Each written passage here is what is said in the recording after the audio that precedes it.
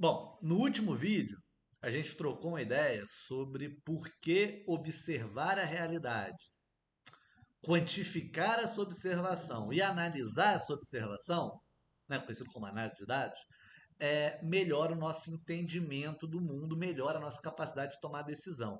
Entendo que ainda esteja muito genérico, porque por mais que a gente tenha exemplificado algumas coisas, a gente não fez na prática, é difícil ainda entender. É, então, por isso que a gente tem que avançar nesse projeto para a gente, de fato, ter noção, observar de fato como isso acontece.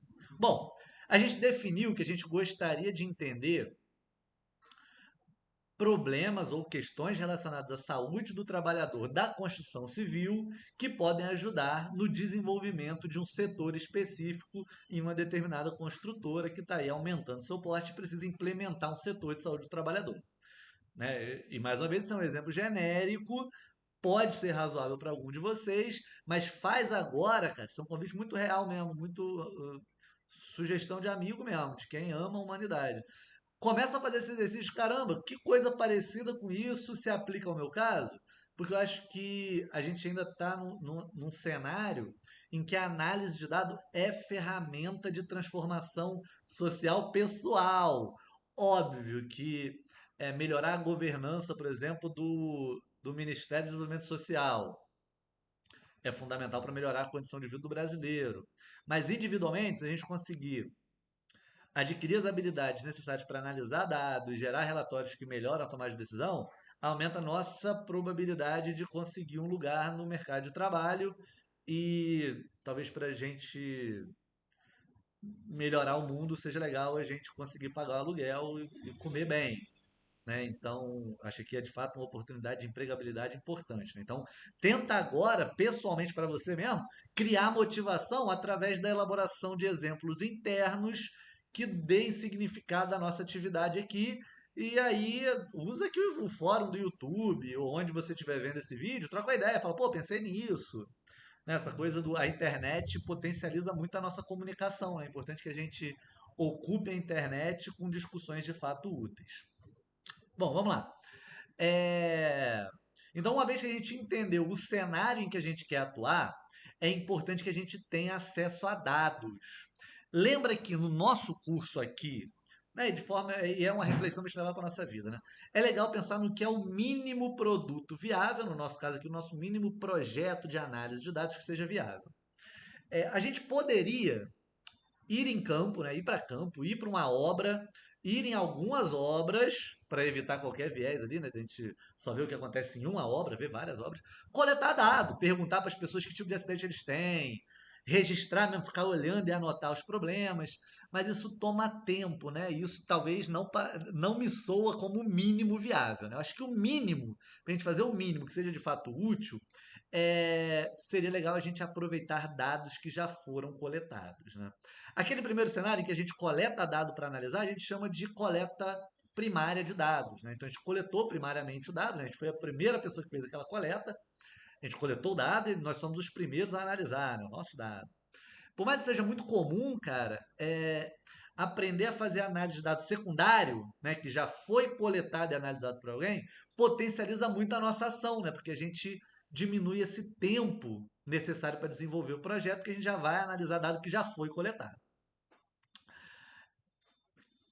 Para nossa sorte, a ideia de transparência, o valor transparência, tem ganhado muito peso, cara, no mundo, né? Porque acho que de fato a gente consegue ser mais colaborativo se a gente souber o que as outras pessoas estão fazendo quando elas dão a sugestão. Então, essa coisa do cuidado com a internet, cara, às vezes coisa, ó, sei lá, exercício físico aumenta em 3 vezes a sua chance de largar o cigarro. Cara, parece tão tentador acreditar nisso, mas dá uma olhada de onde aquilo veio, cara. Tenta ver se os dados que a pessoa usou para tirar essa ideia, para fazer essa inferência estão disponíveis. E se a pessoa fez de fato um trabalho de investigação sério, o dado vai estar disponível. E essa ideia de transparência, de ciência aberta, de gestão de dados abertos, está chegando, graças a Deus, na esfera governamental. Né? Então, o Estado brasileiro tem, tem algumas iniciativas para disponibilizar os dados que ele tem coletado, como, por exemplo, o portal de dados abertos do Gov, né, que a gente está vendo aqui atrás, o dados.gov. É, o dados.gov pode ser alimentado por qualquer esfera pública, né? Então, prefeituras, governos estaduais, a própria União Federal alimenta esse portal com dados. No nosso caso específico, cara, a gente pode usar os dados do INSS. Olha que parada legal, né? A gente pode pensar o seguinte: caramba, os benefícios concedidos pelo INSS ao trabalhador, a gente vai ver que eles estão registrados aqui, dão uma luz presente sobre que tipo de problema de saúde o trabalhador tem, né? De forma que justifique que ele seja afastado e seja beneficiado pelo Instituto Nacional de Segurança Social. Vamos dar uma olhada aqui, só para a gente começar a explorar o portal de dados abertos, né? Eu aconselho que você vá nesse endereço, tá aqui, eu vou deixar aqui embaixo na descrição do vídeo, e explore, né? Então, por exemplo, se a gente procurar aqui e perceba que eu sequer estou logado, né? Então, você sequer tem que ter um CPF para estar aqui. Mesmo pessoas que não são cidadãos brasileiros, graças à disponibilidade essa ideia do conjunto aberto de dados, né, da transferência de dados, da transparência como um todo, qualquer pessoa do mundo pode ter acesso a esse conjunto de dados que a gente vai dar uma olhada. Vamos dar uma olhada, por exemplo, nos conjuntos de dados, né, nos retornos a buscas por INSS. Cara, que parada legal, né? O governo estadual de Alagoas disponibilizou as agências do INSS que estão lá. Provavelmente vai ter endereço, vai ter esse tipo de coisa. É, e a gente tem aqui um monte de entradas do INSS em si, né? A gente vê aqui pelo logo aqui em cima, como também de outras instituições nessa primeira página aqui, como por exemplo do governo de Alagoas.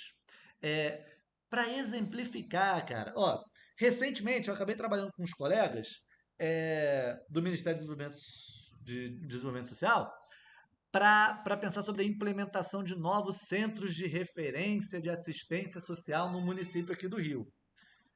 Centro de Referência de Assistência Social, são os CRAs, e a gente acabou usando dados do Ministério do Desenvolvimento Social para avaliar, em média, nos municípios com de porte parecido com esse município que a gente estava avaliando, em geral, qual era a razão de população por CRAs, para a gente tentar ali ter alguma dica, né, algum dado empírico, né, de fato da realidade que nos ajudasse a guiar ali o planejamento.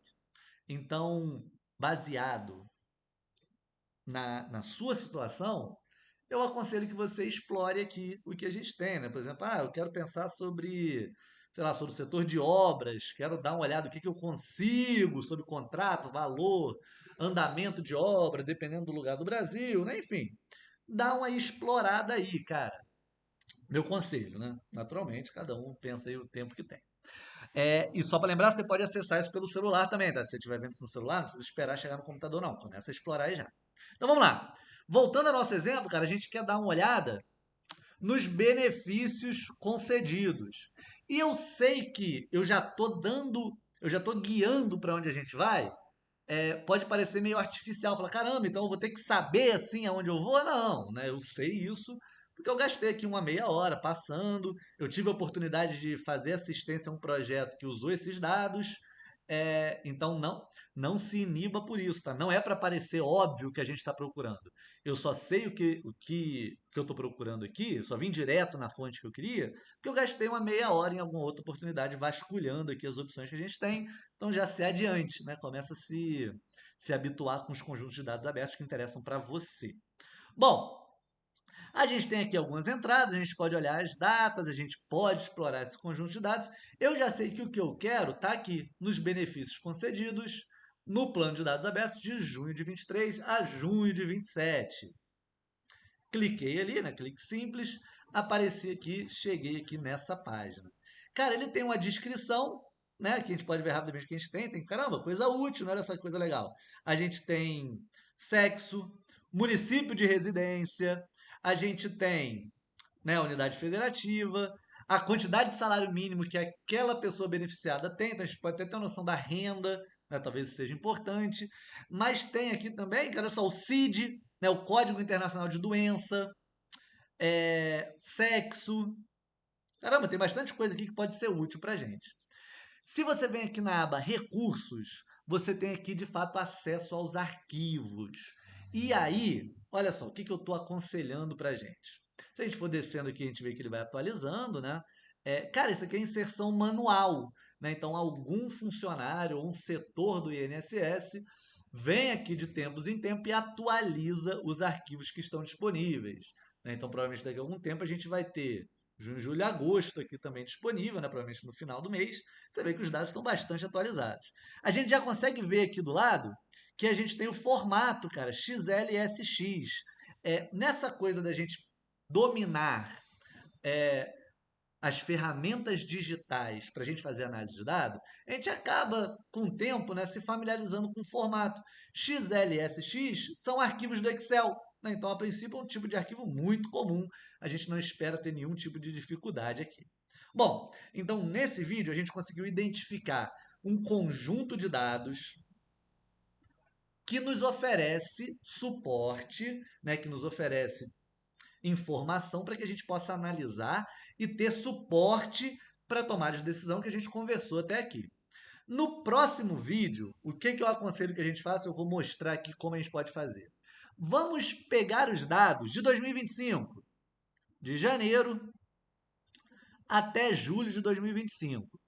E vamos pensar como a gente pode juntar esses dados para começar a extrair informação dali de uma maneira organizada, de forma que se a gente queira revisitar esses dados daqui a 3 anos, ou que a gente queira enviar para um colega, esteja tudo muito organizadinho para que a gente entenda o que está acontecendo.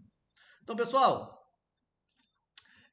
esse vídeo aqui a gente pode ter visto de um celular sem problema nenhum. Sempre que você não conseguir ver no computador para fazer junto, bom, veja o vídeo.